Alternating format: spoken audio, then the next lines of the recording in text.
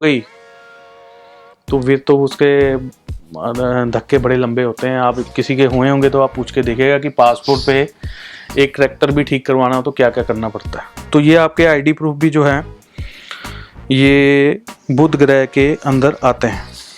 और यहाँ तक कि कंप्यूटर पे जो आप पासवर्ड लगाते हो वो भी बुध ग्रह के अंदर आता है। उसके अलावा आगे चलते हैं।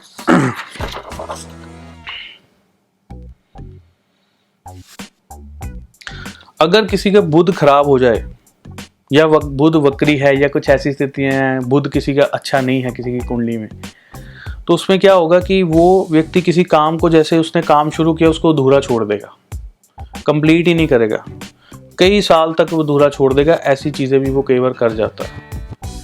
काम शुरू किया उसको अधूरा छोड़ दिया, पढ़ने बैठा स्टूडेंट तो पढ़ाई बीच में अधूरी छोड़ दी, दूसरा सब्जेक्ट। ये भी यहाँ पर भी उस किसी भी टास्क को पूरा हद तक ना कंप्लीट करने देना, ये बुध के अंदर आ जाता है। बुध अगर किसी का खराब हो तो ऐसी चीज़ें करता है। बच्चों के अंदर जो जिद्दीपन होता है, जो जिद करता है बच्चा, जो चिड़चिड़ा बच्चा होता है, या कई बार बड़े भी चिड़चिड़े हो जाते हैं, ये भी बुध का कॉम्बिनेशन होता है, बुध और राहु का।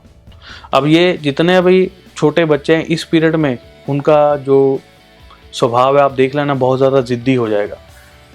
जब किसी का राहु बिगड़ता है या किसी के ऊपर राहु की दशा चल रही होती है या कहीं ना कहीं राहु का प्रभाव किसी बच्चे पे ज़्यादा, इलेक्ट्रॉनिक गेमिंग, जो ऐसी जो इंटरनेट है, इन चीज़ों के पीछे, वर्चुअल चीज़ों के पीछे भागता है, जो कि ये दुनिया एक ऐसी है जिसमें आप एंटर कर सकते हो, यानी कि सोशल मीडियाज़ हैं, ऐसी चीज़ें हैं, आजकल बहुत सारी ऐप्स हैं, उसमें लोग बिज़ी रहते हैं, गेमिंग में बिज़ी रहते हैं बच्चे, तो उनका कहीं ना कहीं ये रोल होता है और उसमें बुध और राहु का पार्ट माना जाता है। इस कॉम्बिनेशन में ये चीज़ें भी, एडिक्शन आ जाती है ना बच्चों के अंदर। आपने देखा होगा कि ज़िद्दी हो गया बच्चा, गेमिंग में ही चला गया, गेम ही खेली जा रहा है, तो वो एडिक्टेड हो जाता है। तो ये पीरियड एडिक्शन देता है और कई बार कुछ बड़े लोगों को भी एडिक्शन हो जाती है, तो ये पीरियड एडिक्शन देने वाला भी माना जाता है।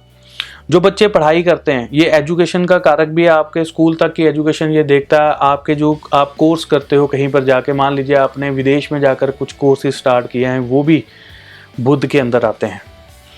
विदेश जाने से संबंधित जो आप पेपर वर्क करते हो, अगर आप विदेश जाते हो, वो उसके लिए कोई पेपर वर्क इकट्ठा करते हो, कोई कागजी काम करते हो, तो वो भी बुध ग्रह के अंदर आता है।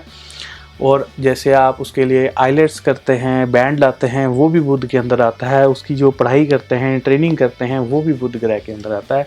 तो ये जब बुध वक्री होंगे और राहु के साथ बैठे हैं, तो यहाँ पर जो लोग ट्रेनिंग ले रहे हैं उसमें थोड़ी सी दिक्कत आएगी उनको। ट्रेनिंग करते समय पढ़ाई में थोड़ी सी उनको अड़चन आएगी, मन डिवर्ट होगा उनका, चीज़ें में इधर उधर भटकेगा। अगर आपका एक टारगेट है, आपको 10 चीज़ें नज़र आनी शुरू हो जाएंगी। राहु का काम है कि 10 चीज़ ओपन करवा देनी है और किसी में भी 100% ध्यान ना जाना।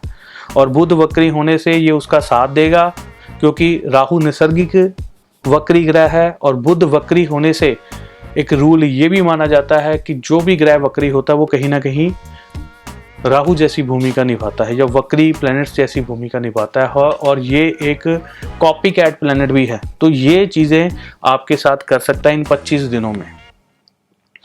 और जैसे मान लीजिए 25 दिनों की आपने ट्रेनिंग की है, बड़ी महंगी ट्रेनिंग होती है जो मैंने सुना है कि एग्ज़ाम आ गया और उसी दौरान आपका एग्ज़ाम आ गया, वहाँ पर गड़बड़ हो जाएगी।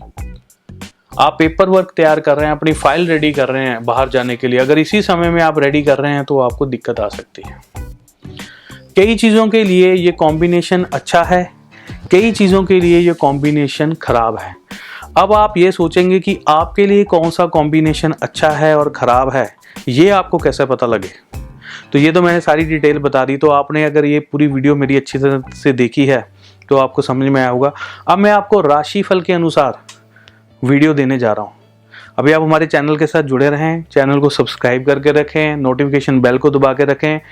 बहुत जल्दी आपकी राशि के अनुसार इनमें से कौन सी चीज़ आपके लिए बढ़िया है, कौन सी चीज़ आपके लिए ख़राब है, इन 25 दिनों में आपको क्या बेनिफिट्स होंगे या क्या नुकसान हो सकते हैं, ये सारी जानकारी हम आपके राशि के अनुसार बताएंगे। आपकी चंद्र कुंडली के अनुसार, आपकी चंद्र राशि के अनुसार हम बताने जा रहे हैं। हमारे साथ यूं ही जुड़े रहिएगा, हमारे चैनल को यूं ही देखते रहिएगा और कमेंट में एक बार जय माता की ज़रूर लिखा करें, मेरे को बहुत अच्छा लगता है। इसी तरह से हमारा चैनल देखने के लिए बहुत बहुत शुक्रिया आपका।